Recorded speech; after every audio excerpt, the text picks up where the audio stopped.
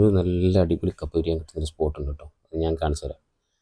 വൈകുന്നേരം ഇങ്ങനെ പൂനൂരേക്ക് പോകാൻ നല്ല രസമാണ്. നമ്മളെ ഈ റോഡിൽ ഇങ്ങനെ നല്ലൊരു വൈബുള്ള സ്ഥലമാണ് ഞങ്ങളെ ഈ നാട്. അങ്ങനെ ഞങ്ങളിതാ കോളിക്കലേക്ക് എത്തി. ഞാൻ പുറത്തുനിന്ന് വന്ന് താമസിച്ച ആളായതുകൊണ്ടാവും കോളിക്കൽ എനിക്ക് ഭയങ്കര ഇഷ്ടമാണ്. നല്ല സ്നേഹമുള്ള നല്ല മനുഷ്യന്മാരുള്ള നല്ല നാടാണ് കോളിക്കൽ. എല്ലാത്തിനും നല്ല സഹകരണമുള്ള നല്ല ആളുകളുള്ള നാട്. പൊതുവേ പൂനൂരേക്ക് വൈകുന്നേരം പോകുമ്പോൾ ഭയങ്കര ബ്ലോക്കായി. പ്രതീക്ഷിച്ചതുപോലെ തന്നെ ഇന്നും അതേ അവസ്ഥ, ഭയങ്കര ബ്ലോക്ക്.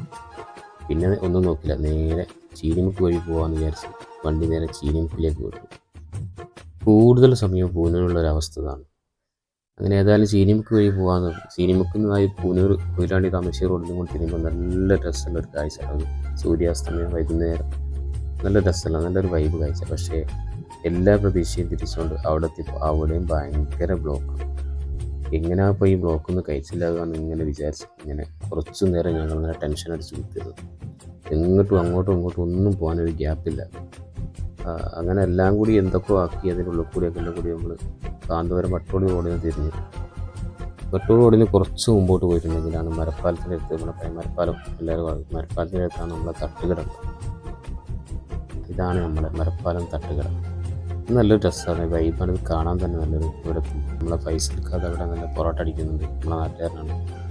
അങ്ങനെ നമ്മൾ തട്ടുകടൻ്റെ ഉള്ളിൽ കയറി ഇരിക്കാൻ സീറ്റും കാര്യങ്ങളൊക്കെ നല്ലൊരു പ്രത്യേക ഒരു വൈബുള്ള രീതിയിലാണ് സെറ്റ് ചെയ്തിരിക്കുന്നത്. അതിന് മൂന്ന് കൈയൊക്കെ പിരിയുന്നുണ്ട്. എന്തെങ്കിലുമൊക്കെ കപ്പരിയാൻ തിന്നണമെന്നുള്ള ആഗ്രഹത്തോടെ തന്നെയാണ് അവൻ്റെ പേര്. നല്ല സർവീസാണ് ഇവരെ സർവീസൊക്കെ.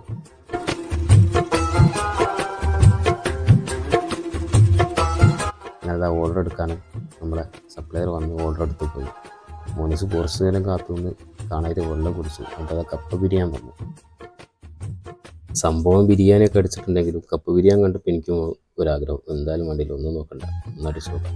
പക്ഷേ മോനൂസിന് കപ്പ ബിരിയാണി കണ്ടപ്പോൾ പിന്നെ കൊത്തു പൊറാട്ട മതി എന്നുള്ളൊരു, അങ്ങനെ പിന്നെ കൊത്തു പൊറാട്ട ഓർഡർ ചെയ്ത് അപ്പോൾ കൊത്തു പൊറാട്ടയും എത്തി.